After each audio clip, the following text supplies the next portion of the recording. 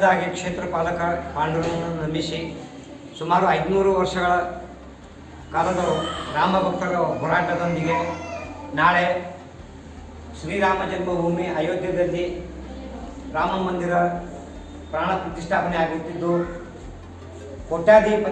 ಕೋಟ್ಯಾದಿ ರಾಮ ಭಕ್ತರ ಬಹಳ ವರ್ಷಗಳ ಕನಸು ನನಸಾಗುತ್ತಿದೆ.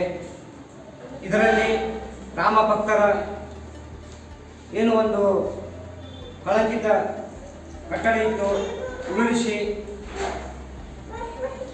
ಜನ್ಮಭೂಮಿಯಲ್ಲಿ ಒಂದು ವೈಭವಯುತವಾದ ರಾಮನಿಗೆ ಮಂದಿರ ಕಟ್ಟುತ್ತಿದ್ದು ಸವಣೂರಿನಲ್ಲಿ ಸಹ ಒಂದು ಉತ್ಸಾಹದ ವಾತಾವರಣವಿದೆ. ಶಿಂಪಿಗಲ್ಲಿ ಭಾವಸಾರ ಸಮಾಜದಿಂದ ಸಹ ಒಂದು ಉನ್ನತ ಮಟ್ಟದ ಕಾರ್ಯಕ್ರಮ ನಡೆಯುತ್ತಿದ್ದು ಓಣಿ ತುಂಬ ಪರ್ಪರಿ ಮತ್ತು ಭಗವಧ್ವಜದೊಂದಿಗೆ ವೈಭವಯುತವಾಗಿ ಆಚರಿಸುತ್ತಿದ್ದು ನಾಳೆ ಮಧ್ಯಾಹ್ನ ಅನ್ನ ಸಂತರ್ಪಣೆ ಇದೆ, ಸಂಜೆಗೆ ದೀಪೋತ್ಸವ ಇದೆ ಮತ್ತು ಬೆಳಿಗ್ಗೆ ವಿಶೇಷವಾಗಿ ಹರಿಪಾಠದೊಂದಿಗೆ ನಾಳೆ ಕಾರ್ಯಕ್ರಮ ಆರಂಭ ಆಗ್ತದೆ. ಈ ಒಂದು ರಾಮ ಜನ್ಮಭೂಮಿ ಹೋರಾಟದಲ್ಲಿ ಸವಣೂರಿನ ಪಾತ್ರವು ದೊಡ್ಡದು.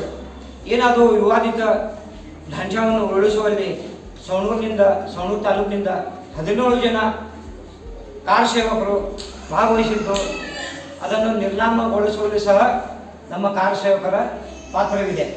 ಜೊತೆಗೆ ನಿರ್ನಾಮ ಆದ ನಂತರ ರಾಮಲಲ್ಲಾನಿಗೆ ಒಂದು ಟೆಂಪರರಿ ಕಟ್ಟಿಯನ್ನು ಕಟ್ಟಿ ತಡ್ಕಲ್ ಹಾಕಿ ಏನು ಒಂದು ರಾಮನಿಗೆ ಟೆಂಪರರಿ ಒಂದು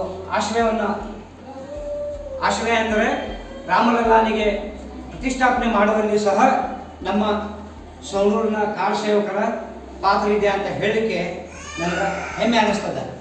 ಸವಣೂರಿನಲ್ಲಿ 1980ನೇ ಇಸ್ವಿಯಿಂದ ಒಂದು ಹಿಂದೂ ಸಂಘಟನೆ ಪ್ರಾರಂಭ ಆಗಿ ಮಾರಿಕಾಂಬ ರಥಯಾತ್ರೆ, ರಾಮಜ್ಯೋತಿ ರಥಯಾತ್ರೆ, ರಾಮಪಾದುಕ ರಥಯಾತ್ರೆದೊಂದಿಗೆ ಅಭೂತಪೂರ್ವವಾಗಿ ಒಂದು ಯಶಸ್ವಿ ರಾಣೆಬೆನ್ನೂರು ಬಿಟ್ಟರೆ ಸವಣೂರಿನಲ್ಲಿಯೇ ಹಾವೇರಿ ಜಿಲ್ಲೆಯ ಉನ್ನತ ಮಟ್ಟದ ಕಾರ್ಯಕ್ರಮಗಳು ಸಾವಿರಾರು ಜನರು ಸೇರಿ ಕಾರ್ಯಕ್ರಮ ಮಾಡಿದ್ದು ರಾಮ ಜ್ಯೋತಿ ರಥಯಾತ್ರೆ ಒಂದು ಅಭೂತಪೂರ್ವ ಬೆಳಗ್ಗೆಯಿಂದ ಸಂಜೆಯವರೆಗೆ ಆ ಕಾರ್ಯಕ್ರಮ ನಡೀತು ಅಂತ ನೆನೆಸಲಿಕ್ಕೆ ನನಗೆ ಹೆಮ್ಮೆ ಅನ್ನಿಸ್ತದೆ. ಇದೇ ರೀತಿ ಮುಂದೆ ಈಗ ನಾವು ರಾಮ ಮಂದಿರ ಕಟ್ಟಿದ್ದೀವಿ ಅದನ್ನು ಉಳಿಸಿಕೊಂಡು ಹೋಗುವಲ್ಲಿ ಈಗ ನಮ್ಮ ಪಾತ್ರ ದೊಡ್ಡದು. ಸ್ವಾತಂತ್ರ್ಯ ಸಿಕ್ಕಿದೆ ಅಂದ್ರೆ ಸುಮ್ಮನೆ ಕುತ್ಕೊಳ್ಳೋ ಹಾಗಿಲ್ಲ, ಸ್ವಾತಂತ್ರ್ಯ ಹ್ಯಾಂಗೆ ಉಳಿಸಿಕೊಳ್ಳಬೇಕು ಅನ್ನೋದನ್ನು ನಾವು ಮನನಗೊಂಡು ರಾಮ ಮಂದಿರವನ್ನು ಶಾಶ್ವತವಾಗಿ ಒಂದು ಉನ್ನತ ಪರಂಪರೆಗೆ ಸೇರಿಸುವ ಜವಾಬ್ದಾರಿ ನಮ್ಮದಾಗಿದೆ.